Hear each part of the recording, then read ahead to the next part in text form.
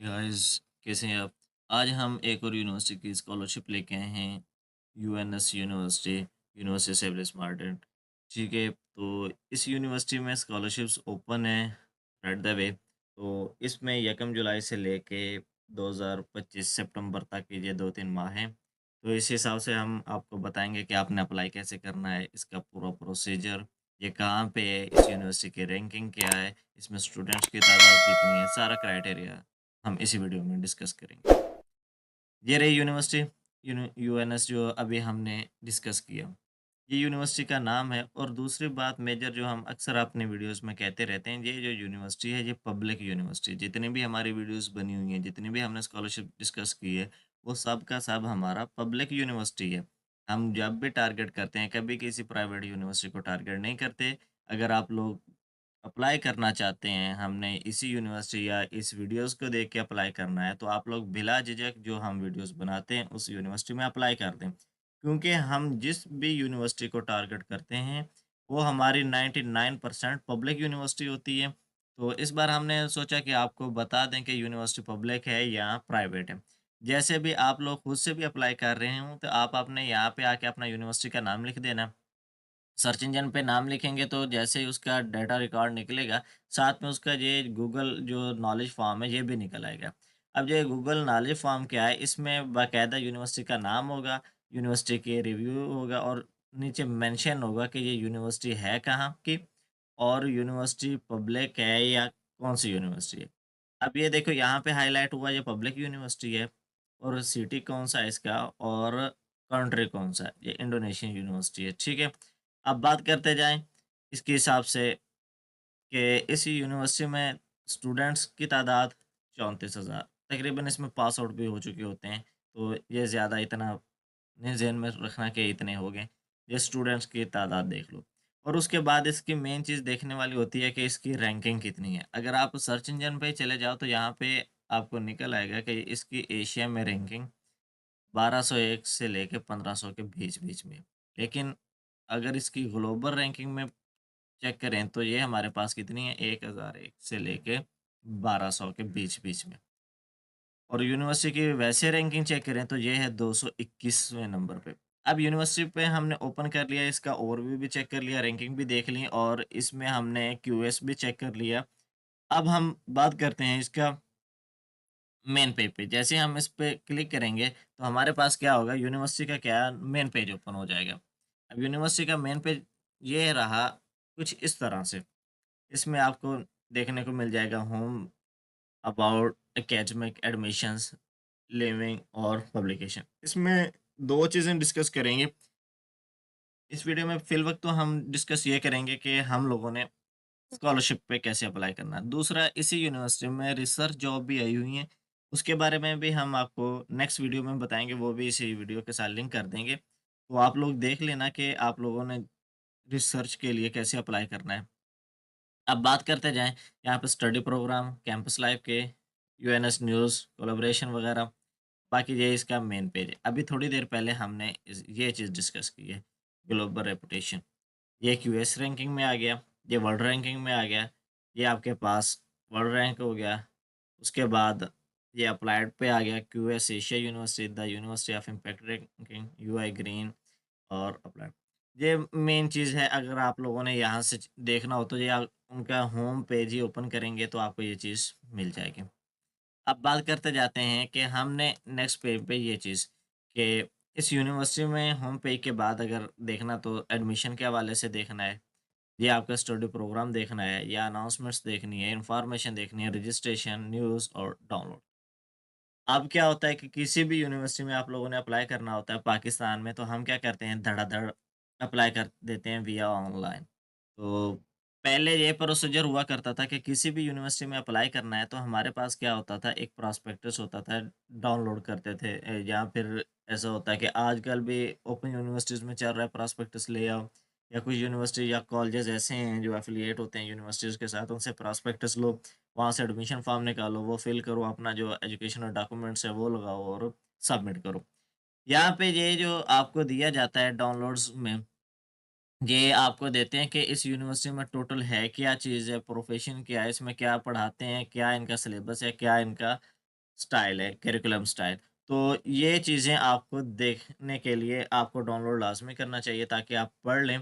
बाकी आप apply online करना चाहते हैं तो धड़ाधड़ अप्लाई कर दें, उसकी दिक्कत नहीं है। अब बात करते जाएँ हम स्कॉलरशिप के हवाले से। स्कॉलरशिप के हवाले से बात करें तो ये रही international students admission. International students admission for August intake कौन सा है ये 2026 के, ठीक है? मतलब कि ये नेक्स्ट ईयर की इस साल एप्लीकेशन ले रहे हैं। जो 7वें सेमेस्टर के स्टूडेंट हैं वो भी अप्लाई कर सकते हैं बिला झिझक। तो ये कुछ होते हैं कि नहीं बता रहे होते सीधा, तो वो अप्लाई कर सकते हैं कि अगर उनका 8वां चल रहा है और स्टेटस पेंडिंग है तो वो भी अप्लाई यहाँ पे कर सकते हैं। अब स्कॉलरशिप टाइप्स क्या है? यहाँ पे 2 तरह की स्कॉलरशिप्स आ रही हैं, एक पार्शियल आ रही है, एक फुली फंडेड आ रही है। ये पार्शियल पहले बात करेंगे fully funded. Fully funded scholarship में हमारे पास क्या आता है कि पहले मुकम्मल फीस माफ़ होगी, ठीक हो गया। हाउस अलाउंस जो मिलेंगे आपको, वो मिलेगा ये आपके पास 15 लाख इंडोनेशियन रियाल। ये रुपीज़ होता है तकरीबन, अगर आप चेक भी करें तो मैं आपको चेक करवा ही दूँ। ये पाकिस्तान का तकरीबन 17-18 हज़ार बनेगा। तो ये बना है हमारे पास 26,175 रुपये, 26,175 रुपये। इसी तरह जी इसका डिस्कस करेंगे, क्योंकि इनका क्या है कि ये जो जितना भी है स्टाइपेंड है, इनकी करेंसी बहुत डाउन है, पाकिस्तान के पैसा बहुत ज़्यादा ऊपर है। इन कुछ ममालिक ऐसे हैं जिनकी ना करेंसी डाउन है, जिस तरह डॉलर ऊपर है, पाकिस्तानी करेंसी नीचे है। ये 200 तकरीबन 84-85 रुपये या कितना चल रहा है आजकल, कंफर्म रेट नहीं है। तो सेम इसी तरह ये करेंसी इशू है थोड़ा-सा। तो यहाँ पर आपको खर्चा ना भी मिले, पाकिस्तान से मँगवा लें तो आपके लिए फिर भी फ़ायदा है। दूसरा इंडोनेशियन लैंग्वेज आपको ये फ्री कोर्स करवाया जाएगा, और थर्ड वन पे है आपकी हेल्थ इंश्योरेंस, ये भी आपकी फ्री है।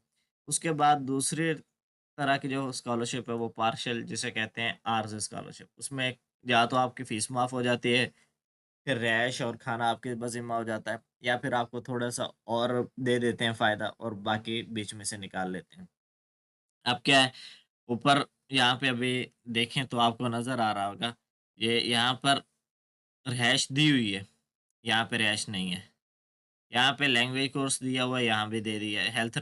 यहाँ भी दे दी, हेल्थ इंश्योरेंस यहाँ भी दे दी।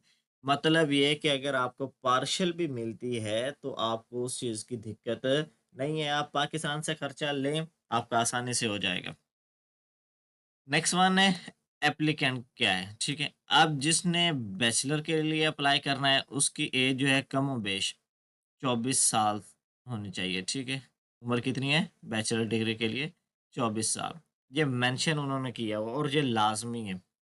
उसके बाद है not hold a refugee status are converted into serious crime.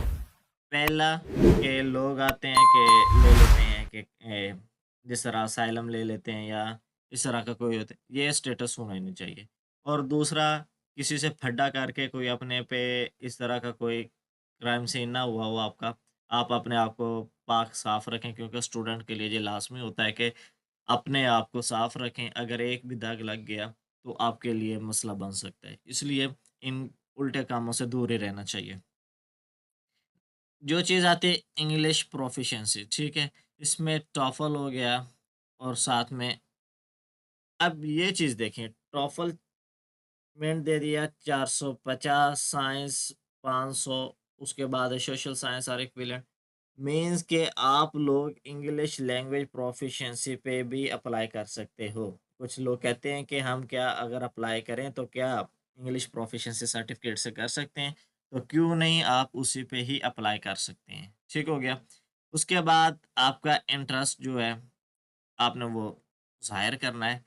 अब कुछ लोग ऐसे होते हैं कि उनको ये शो करना नहीं आता। ठीक है?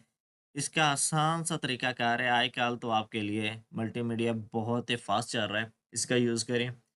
आप सर्च इंजन में जाएँ, 2-4 तरह के पेपर्स रीड आउट करें, वहाँ से आपको पता चल जाएगा कि किसने अपने बारे कितना लिखा हुआ, कितना इंटरेस्ट लिखा हुआ, वो आपको वहाँ से अंदाज़ा हो जाएगा। उसके बाद है ऑनलाइन इंटरव्यू। इंटरव्यू के लिए आपके पास नेट का होना लाज़मी है, मोबाइल सही होना चाहिए। या आपके पास ज़ूम है तो ऑनलाइन ले रहे हो, मोबाइल पे भी हो जाता है, अगर आप अपने लैपटॉप से ले रहे हो तो तब भी वेल एंड गुड। उसके बाद है फाइनेंशियल सपोर्ट। ये चीज़ बाद में क्या होता है कि हमारे पास पैसे नहीं होते। वहाँ पे लिख देते हैं कि ज़ीरो ऑफ कास्ट है, ये चीज़ नहीं करना है। आपके पास अपनी सपोर्ट लाज़मी होनी चाहिए।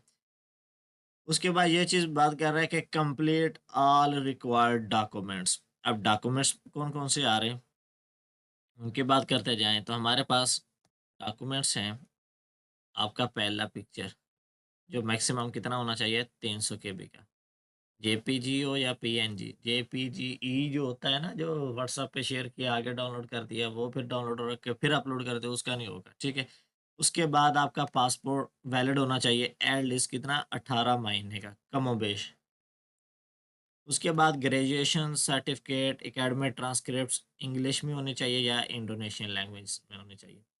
अब क्या है, जितने भी इदारा जात हैं, पाकिस्तान हो गए या जितने भी इदारे हैं, तो उन सब में क्या चीज़ चल रही है कि ये जितनी भी ट्रांसक्रिप्ट आ रही हैं, ये सारी अब इंग्लिश में आ रही हैं। पहले होता था कि ये उर्दू में देते थे। अब सब के सब क्या है, इंग्लिश में आ रही हैं, तो ये आपका थर्ड पॉइंट भी क्लियर। हेल्थ इंश्योरेंस, ये भी आप बनवा लें, कोई नहीं इतना दिक्कत होती है। उसके बाद है सीवी। सीवी आपने इनके टेम्पलेट पे बनानी है, यहाँ पे जाएँगे तो आपको ना बाकायदा से टेम्पलेट मिल जाएँगे कौन-कौन से होने चाहिए। उसके बाद है फाइनेंशियल स्टेटमेंट, ये भी आपने टेम्पलेट दिया हुआ है, ठीक है। टेम्पलेट पे आपने क्या करना है, जाके अपना नाम लिख देना है, आपने कहना है कि हाँ, मैं अपने आप को सपोर्ट कर सकता हूँ। उसके बाद है इंग्लिश प्रोफिशिएंसी सर्टिफिकेट, ये बात आ गई ना? मतलब कि आप मास्टर के स्टूडेंट हो, तो आप अपने कॉलेज से ले लें, पीएचडी के हो तो उनके लिए थोड़ा-सा और भी 1-2 चीज़ें और चाहिए होती हैं। मतलब क्या, वो इस पर भी कर सकते हैं। उसके बाद इंग्लिश लैंग्वेज सर्टिफ़िकेट प्रेफ़र्ड किसको किया जाएगा? अगर मेरिट पे 3 बंदे बैठे हैं और तीनों पे क्या है, एक के पास दूसरा इंडोनेशियन लैंग्वेज सर्टिफ़िकेट है, तो उसको प्रेफ़र किया जाएगा बस। उसके बाद है ये 2 रिकमेंडेशन लेटर्स, ये चाहिए होते हैं मास्टर और डॉक्टर के लिए, पीएचडी वालों के लिए। ये रिकमेंडेशन लेटर है जो प्रीवियस यूनिवर्सिटी है वहाँ से लेनी है। उसके बाद है ये रिसर्च प्रपोज़ल। अब ये चीज़ जो ये फॉर्म है, ये आखिरी वाला, ये आप लोगों को आपका जो है एम्बेसी वहाँ से लेना पड़ेगा। तो इस फॉर्म का टेम्पलेट कुछ यूँ है, ये चीज़ है आपको मिनिस्ट्री ऑफ हायर एजुकेशन से लेना पड़ेगा। तो ये देखें, इस तरह का वो आपको बना के देंगे। ये फ़ॉर्मेट है असल में ये वाला। ये फॉर्मेट है, यहाँ पे आपका जो-जो रिकॉर्ड होगा यहाँ पे साइन कर देंगे, ठीक है? ये तीनों टेम्पलेट उन्होंने दिए हुए हैं, ये आपने अपनी मिनिस्ट्री से बनवाने हैं, ठीक है? और नेक्स्ट वन, अब हम स्क्रॉल डाउन करें तो स्कॉलरशिप की ड्यूरेशन कितनी है? बैचलर की, मास्टर की और डॉक्टर की, ठीक है? और स्टूडेंट्स मिनिमम कितना होना चाहिए कि जीपीए सोशल साइंसेज़ के लिए 3, इंजीनियरिंग और नेचुरल साइंसेज़ के लिए 2.75, मतलब कि आपके पास सीजीपीए का होना लाज़मी है, आप लोग अप्लाई कर सकते हैं, ठीक है? जिसका ये क्राइटेरिया है, फुलफ़िल हो रहा है, वो आए, सो बिस्मिल्लाह ओपन करें। रिस्पॉन्सिबिलिटीज़ ये आप लोगों ने खुद पढ़नी है, ठीक है? उसके बाद ये रहा नीचे offer letter, how to apply, apply किस तरह करना है? ऑफ़र लेटर डाउनलोड करना है, ठीक है? एक्सप्लोर प्रोग्राम कोर्सेज़, ये सारी अभी थोड़ी देर पहले आपसे के साथ डिस्कस किया है कि आप लोगों ने क्या-क्या करना है, ठीक है? अब इसकी इम्पोर्टेंस डेट, क्योंकि पहले चेंज नहीं हुई थी, कल ही चेंज हुई हैं। ये क्या है, 1 जुलाई से लेके 30 सितंबर 2025 तक रजिस्ट्रेशन चलेगी, ठीक है? उसके बाद ये जो सिलेक्शन है, ये 1 अक्टूबर मतलब फर्स्ट से लेके 8 अक्टूबर तक जाएगी। उसके बाद आपका इनिशियल इंटरव्यू जाएगा वो 16 अक्टूबर तक, 14 से 16 तक। उसके बाद कंप्यूटर बेस्ड टेस्ट होगा, ये 24 से लेके 24 अक्टूबर को होगा और 2025 से।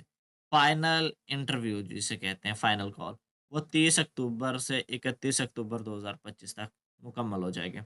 उसके बाद फाइनल रिज़ल्ट नोटिफ़िकेशन 17 नवंबर 2025। उसके बाद आपने क्या करना है, स्टडी परमिट अप्लाई करना है। कौन सा परमिट है आपका है, ये गौर से देख लें। स्टडी परमिट के लिए दिसंबर, और स्टूडेंट वीज़ा भी दिसंबर में हो जाएगा। उसके बाद स्टूडेंट यूनिवर्सिटी में जब पहुंचेंगे वो कौन सा महीना होगा, जनवरी। ठीक हो गया। उसके बाद ये जो साइन फॉर अवार्ड स्कॉलरशिप है, ये आपको फरवरी में मिलना शुरू हो जाएगी स्कॉलरशिप, ठीक है। लेकिन पहुंचना कब है, जनवरी में। स्कॉलरशिप आपको मिलेगी फरवरी में। और साथ में जैसे ही आप पहुंचेंगे फरवरी टू जुलाई आपको लैंग्वेज कोर्स, ठीक है। फरवरी से जुलाई तक आपका जो इंडोनेशियन लैंग्वेज कोर्स स्टार्ट हो जाएगा, आपको इंडोनेशियन लैंग्वेज कोर्स करवाया जाएगा। उसके बाद जैसे ये कोर्स मुकम्मल होगा, फिर आपकी ऑनलाइन रजिस्ट्रेशन स्टार्टअप हो जाएगी एज अ स्टूडेंट जुलाई 2026, ठीक है। उसके बाद आप स्टडिंग एट द डिपार्टमेंट, आप डिपार्टमेंट में जाके स्टडी करोगे 2026 अगस्त में। मतलब क्या कि आप लोग तब से लेके अब तक, मतलब कि 1 जुलाई का प्रोसेस से लेके 26 जुलाई तक क्या है, 1 साल का जो आ रहा है, इसमें क्या क्या आपका होना है, क्या इवेंट है, क्या आपका मुकम्मल होगा, क्या प्रोसेस है, किस तरह है, जो मुकम्मल हमने यहाँ पे बता दिया। ठीक हो गया। अब हम जाते हैं, अब हमने क्या किया यहाँ पे, अप्लाई वाला पोर्शन, ठीक है। अप्लाई करने के लिए हम जैसे इसको क्लिक करेंगे तो हमारे पास क्या होगा, इसका पोर्टल ओपन हो जाएगा। ये मैंने पहले अप्लाई किया हुआ है। अगर आप लोग न्यू हैं तो आप लोग यहाँ पे जाएंगे, ठीक है। यहाँ पे जाएंगे तो अपने आप को रजिस्टर करेंगे। रजिस्टर करने के लिए हम क्या करेंगे, अपनी ईमेल लगाएंगे, ठीक है, और अपना पूरा नेम जो होगा वो लिखेंगे, ठीक है। हम अपनी ईमेल लगाते हैं तो यहाँ पे हमने लिख दिया अपनी ईमेल, ठीक है। उसके बाद हमने अपना पूरा नेम दिया, ईमेल भी दे दी, अपना नाम भी दे दिया। यहाँ पर आगे आके देनी है हमने date of birth. Date of birth वो देनी जो आपकी एग्जैक्ट होगी, ठीक है। वर्बली डेट ऑफ बर्थ नहीं देनी, तो वो ना हो कि आप बोलें कि हमने तो डेट ऑफ बर्थ सही दी थी लेकिन ना सही नहीं लगी। तो मैं यहाँ पे एक वर्बली सी डाल रहा हूँ क्योंकि ये मेरा फेक में है, तो मैंने आपकी वीडियो के लिए बनाया हुआ है ताकि ये ना आपको समझाया जा सके। हम यहाँ पे क्या कर रहे हैं, तो जैसे हमने नेक्स्ट किया तो रजिस्ट्रेशन हमारी क्या होगी, is your data is collect, ठीक है। अगर ये हमारा ठीक है तो हम इसको, ये लिखेगा आपका डाटा सही है, तो हमने जैसे लिखा तो ये क्या हो गया, हमारी रजिस्ट्रेशन डन होगी। अब वो कहता है कि कंग्रेचुलेशंस, मुबारकबाद हो, आपका ये पोर्टल बन गया। बस आपने इसको एक्टिवेट करना है। एक्टिवेट करने के लिए आपने अपने अकाउंट में जाना है। जैसे जाएंगे यहाँ पे तो यहाँ पर आपका यूज़र नेम और पिन आ गए, ठीक है। इसको करना है एक्टिवेट। क्या करना है हमने, एक्टिवेट करना है। तो एक्टिवेट करने के लिए हम इस पे जाएंगे, क्लिक करेंगे तो ये एक्टिवेट हो गया। अब इसको करना है हमने लॉगिन। लॉगिन करने के लिए हम अपना ईमेल डालेंगे। अब पिन लगा के हमने इसको कर दिया लॉगिन, ठीक है। अब ये देखो ये हमारा पेज बन गया। पेज बनने के बाद हमारे पास क्या आता है, अप्लाई का प्रोसेस, ठीक है। यूएनएस, यहाँ पर हमने क्या कर देना, अपने रजिस्ट्रेशन। रजिस्ट्रेशन के लिए आपका नाम, आपकी ईमेल और आपके डेट ऑफ बर्थ, ये आपका प्रीवियस रिकॉर्ड से उठा लिया जाएगा, ठीक हो गया। अब यहाँ पर आपने क्या करना है, अपना मोबाइल नंबर देना है। मोबाइल नंबर, ठीक है। ईमेल आपकी लग गई, मोबाइल नंबर आप लोगों ने देना है। यहाँ पे आपका जेंडर होगा, जो भी आपका जेंडर है, ठीक है। आपने जो जेंडर दे देना है। यहाँ पे आपका पासपोर्ट नंबर आएगा, ये पासपोर्ट की एक्सपायरी डेट चलेगी, ठीक हो गया। उसके बाद आपकी नेशनैलिटी, उसके बाद आपका कंट्री, ठीक हो गया। उसके बाद आपके स्टेट कौन सा है, स्टेट और प्रोविंस, ठीक है। उसके बाद आपका सिटी, ज़िप कोड और आपके पास एड्रेस, ठीक है। फाइनेंशियल सपोर्ट कौन सी है, आपकी इनकम कितनी है, मंथली कितनी है, आपने डिपार्टमेंट डिग्री कौन सी चूज़ करनी है, मास्टर करना है, बैचलर करना है, डॉक्टर करना है, ठीक है। और यहाँ पे आगे आपने डिग्री का प्रोग्राम लेना है, कौन सा लेना है, ठीक हो गया। अब इसको आपने कर देना एज अ रजिस्टर्ड। क्या कर देना है, एज अ रजिस्टर्ड। अब इसको मैं एक टेम्परेरी तरीका बता दूं, मिसाल के तौर पे कोई भी नंबर है तो हम क्या करते हैं, जो भी नंबर लग रहा है, ठीक है। यहाँ पे पासपोर्ट को कोई भी लिख देते हैं, ठीक है। नेशनैलिटी पाकिस्तानी है तो पाकिस्तानी, कंट्री आपका पाकिस्तान है तो पाकिस्तान, ठीक हो गया। अब आपका ज़िप कोड जो भी है,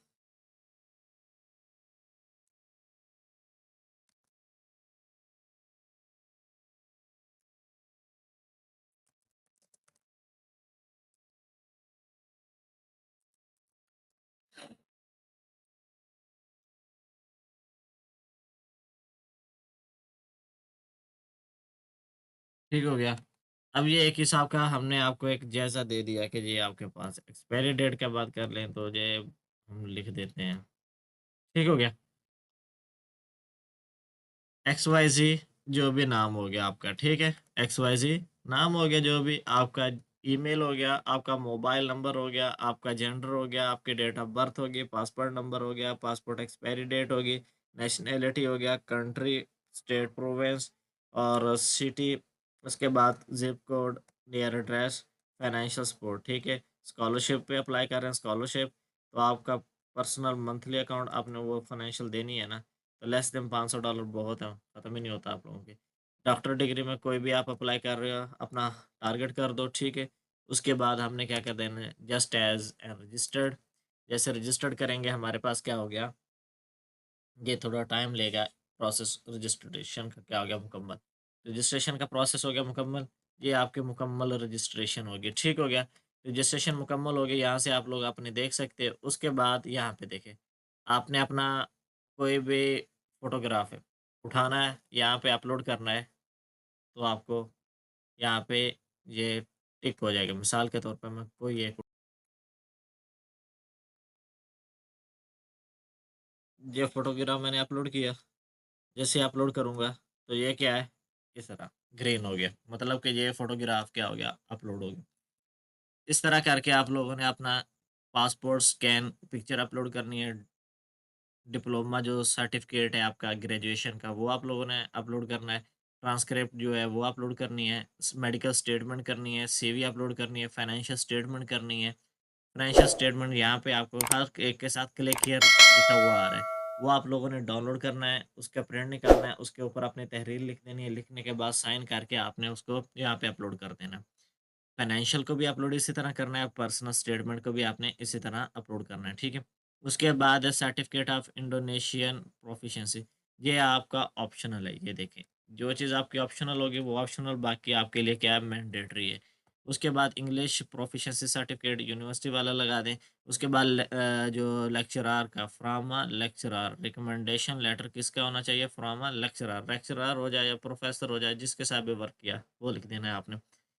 उसके बाद सेकंड जो आपका है, वो अपलोड करना है। उसके बाद रिसर्च प्रपोज़ल, ये है क्योंकि मैंने पीएचडी पे अप्लाई किया है तो उनके लिए, वरना अगर आपने मास्टर पे किया होगा तो ये ऑप्शनल। उसके बाद एम्बेसी से जो लेना है, ये भी अभी थोड़ी देर पहले कर लेंगे तो आपको ना नज़र आ जाएगा, ये जैसे क्लिक कर किया तो ये डाउनलोड हो गया। डाउनलोड करने के बाद अब ये चीज़ें ओपन करेंगे तो ओपन विद हमारे पास क्या आ रहा है, गूगल क्रोम, हम इसी के साथ ही ओपन करते हैं। अभी आपको स्टार्टअप में दिखाया था ये चीज़ें, ठीक है? ये इस तरह होता है, आपने इसको करना है अपलोड, अपलोड करने के बाद यहाँ पर आपको मिल जाएगा। तो आपने उसके बाद फिर मोटिवेशन लेटर है, उसके बाद इस एप्लीकेशन को सबमिट कर देना है। जैसे ही आप सबमिट करेंगे आपका रजिस्ट्रेशन कार्ड आ जाएगा, आप उसको प्रिंट आउट कर लीजिएगा। जैसे रिव्यूड होगा आपको बता दिया जाएगा। थैंक्स फॉर वॉचिंग, अल्लाह हाफ़िज़। अगर किसी भी किस्म का फिर भी कोई क्वेश्चन आपके ज़हन में हो तो आप हमसे लाज़मी डिस्कस कीजिएगा, हम आपको बताएँगे आपने किस तरह उसका सॉल्यूशन निकालना है।